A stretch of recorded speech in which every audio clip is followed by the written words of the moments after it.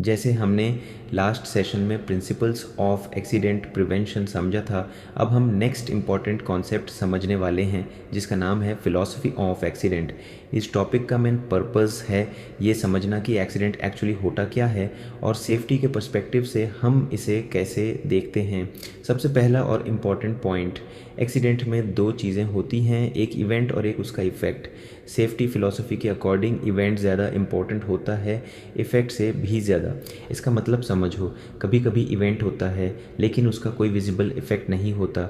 Example के लिए, किसी वर्कर पर केमिकल स्प्लैश हो गया लेकिन इंजरी नहीं हुई, कोई ऑब्जेक्ट किसी के पास गिर गया लेकिन किसी को लगा नहीं, कोई स्लिप हुआ लेकिन गिरने से बच गया, किसी को इलेक्ट्रिक शॉक लगा लेकिन सीरियस इंजरी नहीं हुई। इन सब केसेस में इवेंट हो चुका है लेकिन इफ़ेक्ट या तो नहीं है या विजिबल नहीं है, फिर भी सेफ्टी के लिए ये एक्सीडेंट माना जाएगा क्योंकि इसका पर्पस है कॉज को आइडेंटिफाई करना और फ्यूचर में इसे प्रिवेंट करना।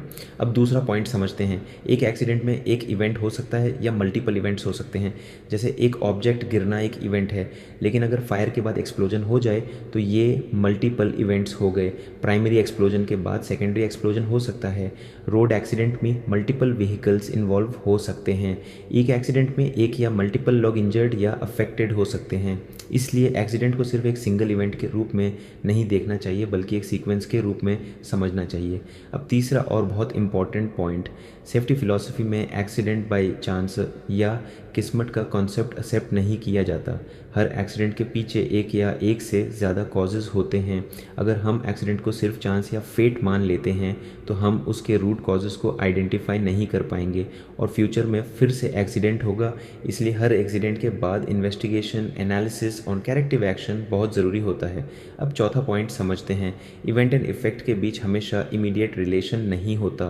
मतलब इफ़ेक्ट तुरंत भी आ सकता है और डिले के बाद भी आ सकता है। एग्जाम्पल समझो, किसी को इंजरी तुरंत हो जाती है लेकिन कभी कभी पेन कुछ घंटों बाद फील होता है। कुछ केसेस में सिम्टम्स कुछ दिन बाद आते हैं और कुछ सीरियस केसेस में जैसे टॉक्सिक एक्सपोजर या कैंसर इफेक्ट सालों बाद दिखता है। इसको लेटेंसी पीरियड कहा जाता है। ये डिलेड इफेक्ट ज़्यादा डेंजरस होता है क्योंकि इसका इम्पैक्ट हिडन होता है और डिटेक्ट करना मुश्किल होता है। इसलिए ऐसे केसेस में डिटेल्ड इन्वेस्टिगेशन और स्ट्रॉन्ग कंट्रोल मेजर्स ज़रूरी होते हैं। अब अगला पॉइंट, इवेंट का ड्यूरेशन छोटा भी हो सकता है और लंबा भी हो सकता है। अगर इवेंट स्टार्ट होते ही इफ़ेक्ट आ जाता है तो ड्यूरेशन शॉर्ट होता है। अगर इफ़ेक्ट बहुत टाइम बाद आता है तो ड्यूरेशन लॉन्ग होता है। इसलिए एक्सीडेंट को समझते वक्त हमें उसका पूरा स्पान कंसिडर करना चाहिए, स्टार्टिंग से लेकर इफ़ेक्ट के एंड तक। क्रॉनिक डिजीज़ एक एग्जाम्पल हैं जहां इवेंट लॉन्ग ड्यूरेशन का होता है और इफ़ेक्ट धीरे धीरे डेवलप होता है।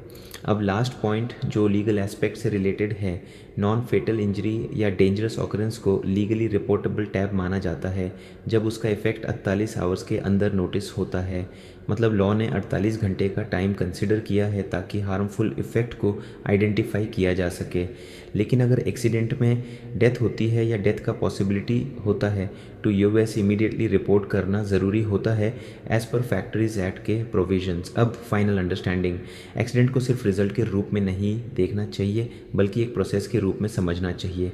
इवेंट, कॉजेज़ और इफ़ेक्ट तीनों को समझना ज़रूरी है। और सबसे इम्पॉर्टेंट बात, अगर हम इवेंट को इग्नोर कर देते हैं सिर्फ इसलिए क्योंकि कोई इंजरी नहीं हुई तो हम फ्यूचर एक्सीडेंट के लिए रिस्क क्रिएट कर रहे होते हैं। इसलिए स्ट्रॉन्ग सेफ्टी सिस्टम हमेशा इवेंट को आइडेंटिफाई करता है, उसका एनालिसिस करता है और उसे एलिमिनेट करता है। यही एक्सीडेंट फिलॉसफी का कोर कॉन्सेप्ट है।